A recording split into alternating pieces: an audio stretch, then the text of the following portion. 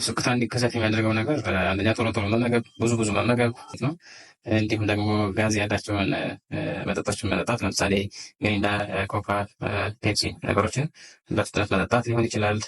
መበሳጨት፣ እነዚህ አይነት ነገሮች በልቶ በጣም ጥግብ ብሎ መብላት፣ እነዚህ ነገሮች ስክታ እንዲነሳ ያደርጉ ይችላሉ። ሌሎችም ደግሞ አንዳንድ ጊዜ ከባድ ነገሮችም ስክታ እንዲፈጠር ያደርጉ፣ ለምሳሌ ስትሮክ፣ እንዲሁም የጉሮሮ ካንሰር፣ እነዚህም አልፎ አልፎ እንዲሆን የሚከሰቱ ነገሮች ናቸው። በአብዛኛው ግን ቅድም የጠቀስኳቸው ነገሮች ናቸው ለስክታ መከሰት ምክንያት የሚሆኑት ማለት ነው።